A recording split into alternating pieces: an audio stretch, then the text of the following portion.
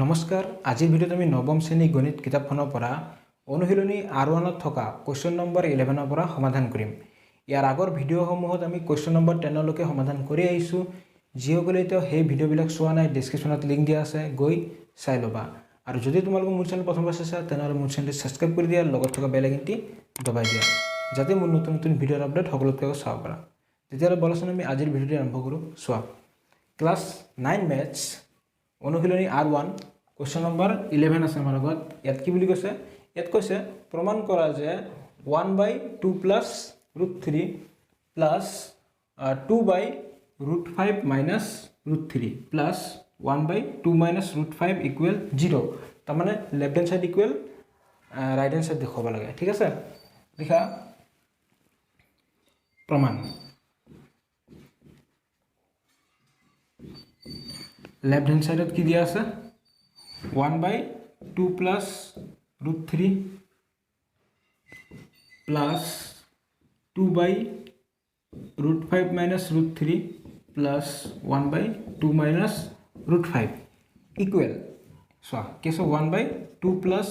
√3। এটা লক্ষ্য কৰা হৰটো কি হৈছে 2 + √3 তাৰ মানে কি হৈছে অপৰিমেয়। ইয়াক তুমি প্ৰথমতে পৰিমেয় কৰি লোৱা। পৰিমেয় কৰিবলৈ হলে 2 + √3 ইয়াৰে সংযুগ্ম ৰাখি লৈ আমি তলতো ওপৰতো ইনটু কৰিব লাগিব। 2 + √3 সংযুগ্ম ৰাখি কি হ'ব 2 - √3 তলত ইনটু কৰিলো ওপৰতো ইনটু কৰা 2 - √3 প্লাস 2/√5 - √3। এতিয়া ইয়াত লক্ষ্য কৰা এই √5 - √3 ইয়াৰ সংযুগ্ম ৰাখি লৈ আমি তলৰ ওপৰ ইনটু কৰিব লাগিব। √5 - √3 কেব প্লাস √3 ওপৰতো কৰা √5 + √3 প্লাস 1 কি আছে 2 - √5 ইয়াৰ সংযুগ্ম ৰাখি কি হ'ব 2 + √5 তলত ইনটু কৰিছো ওপৰতো কৰা 2 +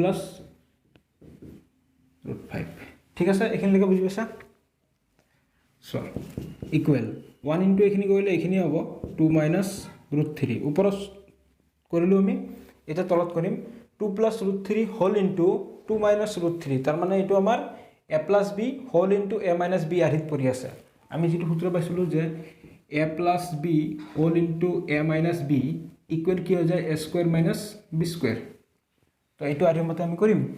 a² মানে 2² - b² মানে √3 হোল স্কয়াৰ প্লাস 2 ইনটু এইখিনি কৰিলে কি হ'ব 2 ইনটু √5 2 √5 প্লাস 2 ইনটু √3 2 √3 তলত চোৱা এইটো a - b a + b হেৰিত পৰি আছে তেতিয়া হলে a² - b² আধিত পৰি গল প্লাস 1 ইনটু এইখিনি কৰিলে এইখিনি হ'ব 2 + √5 তলত a - b a + b হেৰিত পৰি আছে তো a² - b²। ঠিক আছে, ইকুৱেল 2 - √3 2² মানে 4 মাইনাস √3² কৰিলে 3 প্লাস 2 √5 প্লাস 2 √3 √5² কৰিলে কিমান হ'ব 5 মাইনাস √3² কৰিলে 3 প্লাস 2 প্লাস √5 2² কৰিলে 4 মাইনাস √5² কৰিলে 5। এইখিনিকে হল এতিয়া চোৱা 2 মাইনাস √3 4 মাইনাস 3 কৰিলে কিমান হ'ব 1 প্লাস এই দুটাৰ পৰা কি কমন আহে 2 কমন আহে কি হ'ব √5 প্লাস √3।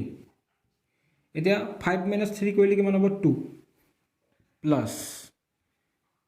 4 মাইনাস 5 কৰিলে -1 আৰু ওপৰত 2 প্লাস √5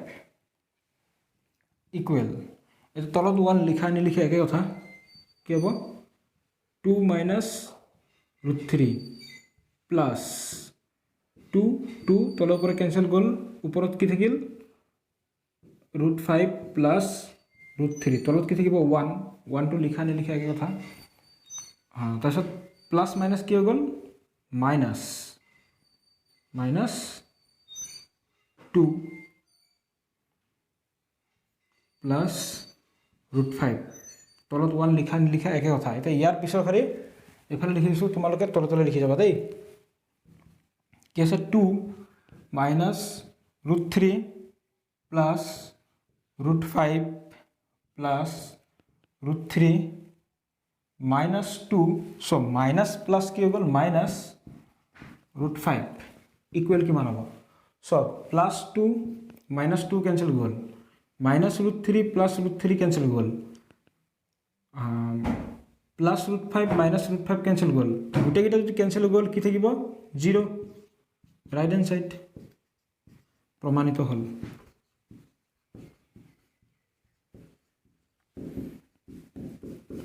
হৈ গ'ল লিখি লোৱা কুৱেশ্যন নম্বৰ 12 আছে আমাৰ আগত ইয়াত কি বুলি কৈছে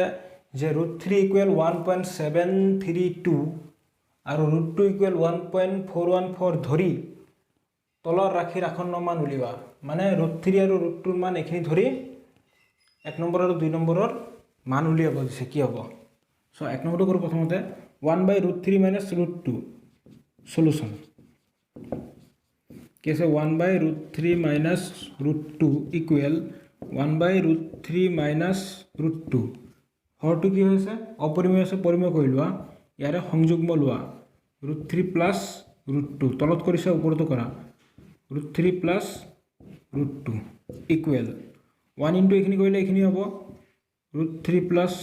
√2 তলত কি হ'ব so a minus b a plus b তেতিয়ালে কি হ'ব a square minus b square equal √3 plus √2 √3 square কৰিলে 3 মাইনাছ √2 স্কয়াৰ কৰিলে 2 या पिछर खरी इफाले लिखो इक्वल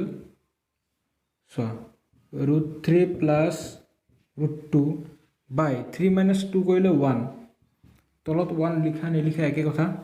तेतियाले √3 प्लस √2 √3 मान দিয়া আছে নহয় 1.732 প্লাস √2 মান কি দিয়া আছে 1.414 এখানে প্লাস কইলে কি হবে 2 + 4 6 3 + 1 4 7 + 4 কিমান হ'ব 11 11 আর 1 হাই থাকিল 1 দশমিক দিয়া একে একে 2 হাতে একে 3 3.146 ঠিক আছে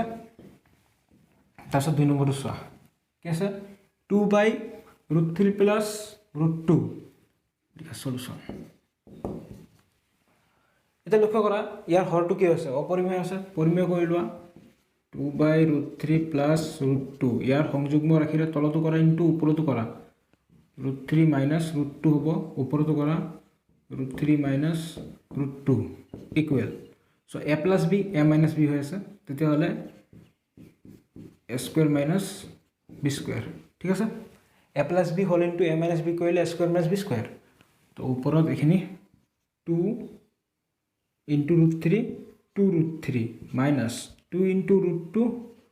2 √2 ঠিক আছে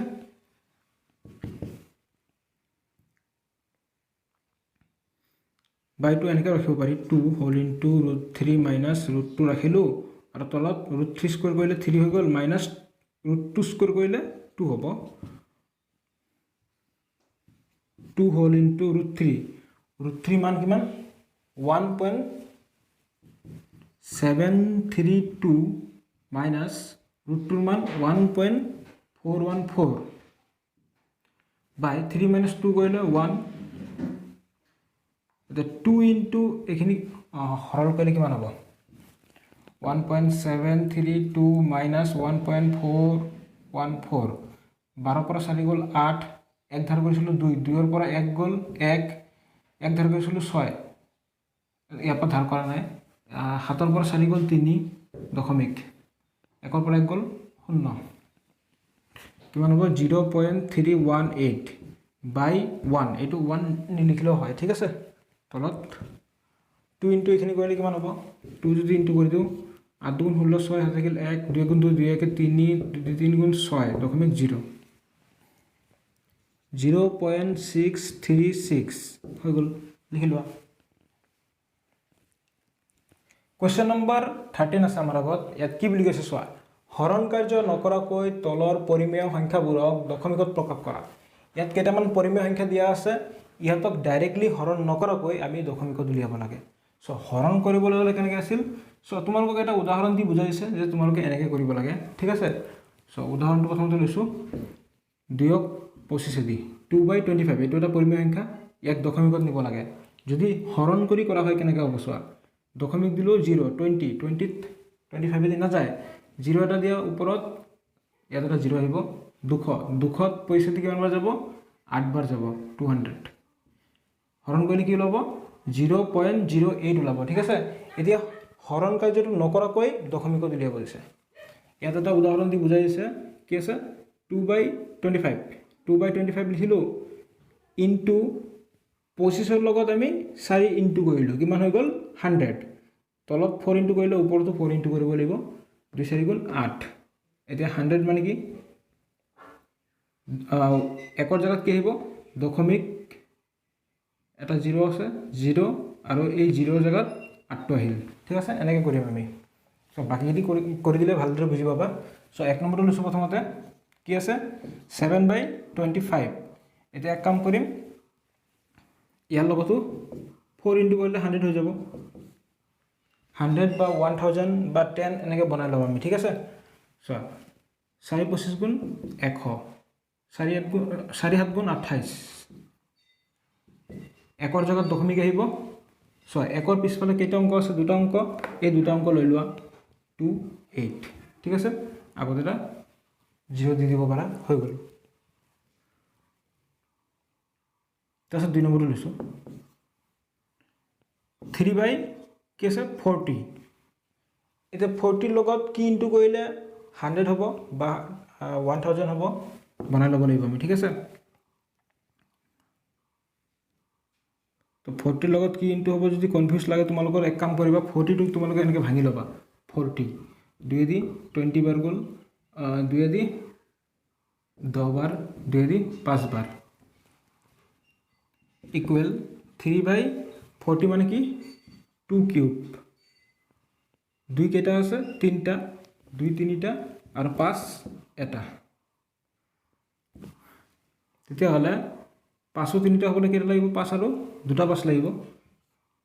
ইনটু 5 স্কয়াৰ তেতিয়ালে ওপৰতো কৰা 5 স্কয়াৰ তলত যেটো ইনটু কৰা হয় ওপৰতো কৰিব লাগিব ঠিক আছে তাৰ মানে কি হ'ল 3 ইনটু 5 স্কয়াৰ মানে 25 আৰু তলত হৈ গ'ল 2 কিউব ইনটু 5 স্কয়াৰ আছিল আৰু এটা 5 কিউব ঠিক আছে তেতিয়ালে কি হ'ব 3 ইনটু 25 75 তলত কি হ'ব 5 দুগুণ 10 পাৱাৰটো একে একে আছে তাৰ মানে চোৱা 75 বাই একৰ পিছফালে 3টা শূন্য 10 কিউব আছে নহয় 2 3 একৰ জায়গাত দশমিক একৰ পিছফালে 3টা অংক আছে মানে 3টা শূন্য আছে 3টা অংক বহিব 0 এটা আৰু 75 হৈ গ'ল ইজিয়ে হয় এনেদৰে কৰিলে তাৰপিছত 3 নম্বৰটো চোৱা কি আছে 3/100 যেহেতু 1 ৰ পিছফালে 00 আছে গতিকে এইটো আৰু কৰা দৰকাৰ নাই ডাইৰেক্ট এনেকৈ লিখিব পাৰিবা 1 ৰ ঠাইত পইণ্ট দিয়া আৰু 1 ৰ পিছফালে দুটা শূন্য আছে দুটা অংক আহিব এটা 0 দিয়া আৰু এটা 3 ঠিক আছে আৰু পইণ্টৰ আগফালে এটা 0 দিব পাৰা ইয়াতো এটা দি দিব পাৰা 0.075 তাৰপিছত 4 নম্বৰ চোৱা কি আছে 23/5 square into 2 cube 23/5 square into 2 cube ঘাতকেইটা একে একে বনাই লোৱা তেতিয়াহ'লে 5 দুগুণ 10 লিখিব পাৰিবা ইকুৱেল ৰবা পূৰণ 2 কেইটা আছে 3টা 5 দুটা আছে তেতিয়াহ'লে 5 এটা লৈ লোৱা আৰু এটা 5 ওপৰতো কৰা তেতিয়াহ'লে 5 কেইটা হৈ গ'ল এবাৰ 3টা ইনটু 2 কিউব 5 × 23 কৰিলে কিমান হ'ব 5 3 × 15 5 হাত থাকিল 1 5 2 15 10 1 11 এতিয়া 5 2 10 10 কিউব ওপৰত আছে 115 ইকুৱেল 10 কিউব মানে একৰ পিছফালে 3টা শূন্য আৰু ওপৰত আছে 115 ইকুৱেল একৰ জাগাত দশমিক দিয়া একৰ পিছফালে 3টা শূন্য আছিল অৰ্থাৎ 3টা অংক আহিব 115 আহি গ'ল আগফালে 0 এটা দি দিয়া 0.115 তাৰপিছত 5 নম্বৰটো কি আছে 14/175 ইকুৱেল 14/175 এটা 175 লগত কি ইনটু কৰিলে একৰ পিছফালে 0 থকা ওলাব তাৰ মানে 10 বা 100 বা 1000 আমি যদি 175 × 4 কৰোঁ কিমান হ'ব 4 5 গুণ 20 হাত থাকিল 2 4 7 গুণ 28 28 দিয়ে 30 30 শূন্য হাত থাকিল 3 4 গুণ 4 4 3 7 700 4 ইনটু কৰি চোৱা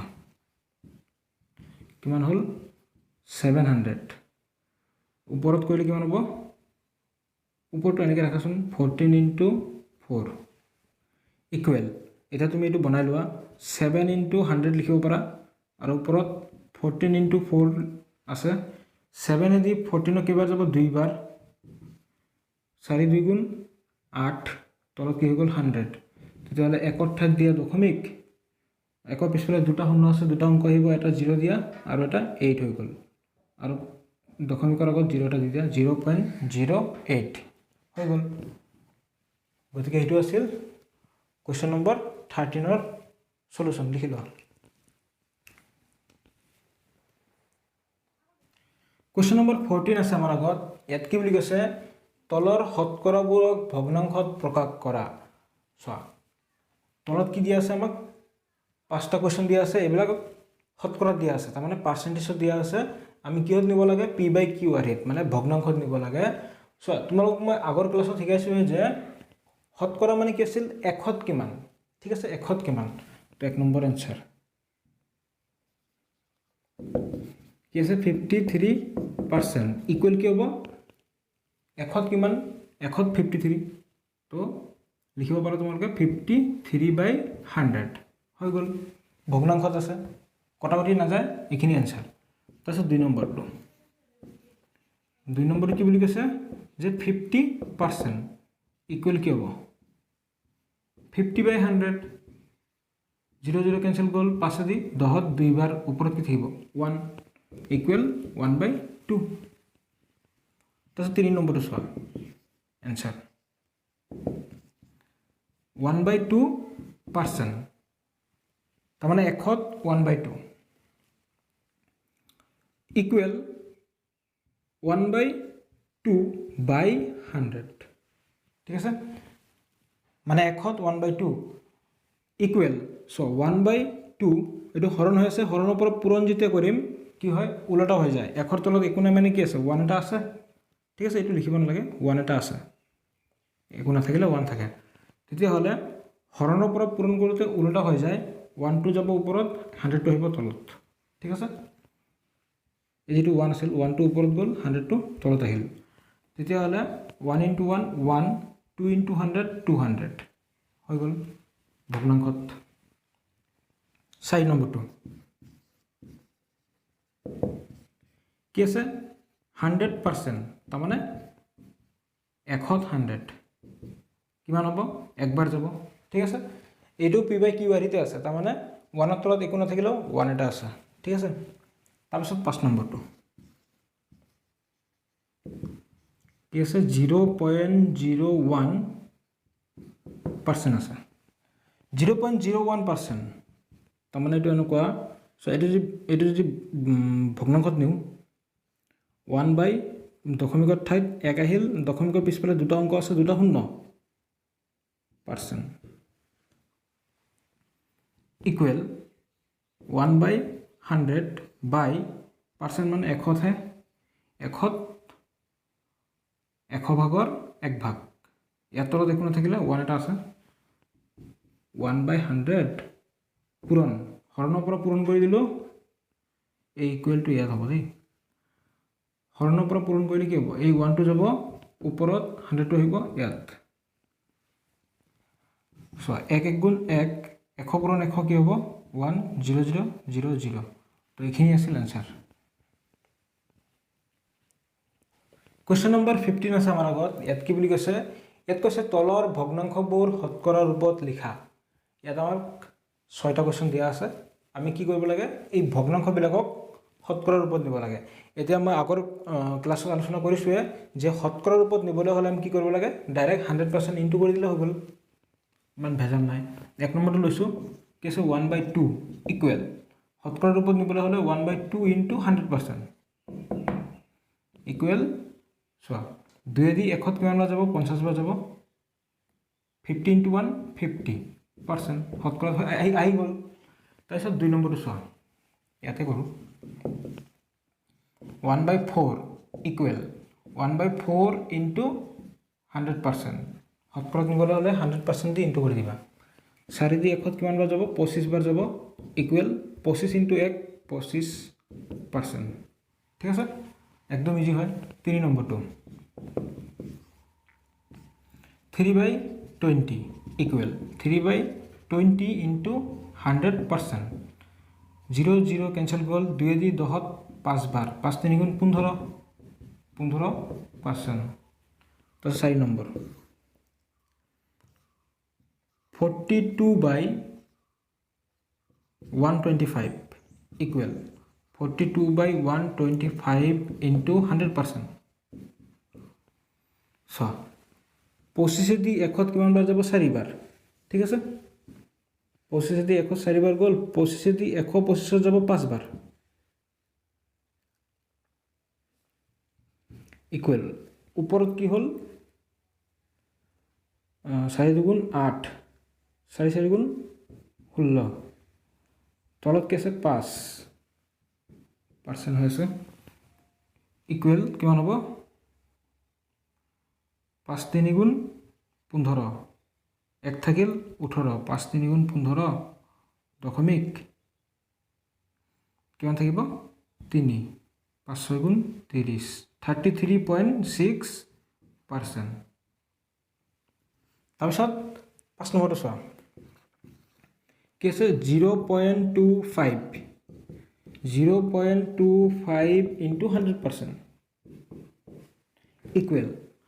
পইণ্টটো উঠাই লওঁ প্ৰথমতে ঠিক আছে পইণ্টটো উঠাবলৈ হ'লে 25/6 পইণ্টৰ ঠাইত 1 আহিব পইণ্টৰ পিছফালে দুটা অংক আছে দুটা শূন্য আহিব ইনটু 100% 100 100 কটা গ'ল তলে ওপৰে কি থাকিল 25 ইকুৱেল 25% তাৰপিছত 6 নম্বৰটো 1.25 আছে ইকুৱেল কি হ'ব 1.25 ইনটু 100% ইকুৱেল 125/100 পইণ্টটো উঠাই দিলোঁ ইনটু 100% 100 100 কেনসেল গ'ল তলে ওপৰে কি থাকিল 125% ঠিক আছে গতিকে এইখিনি আছিল কোৱেশ্চন নম্বৰ 15 ৰ সলিউশন লিখি লোৱা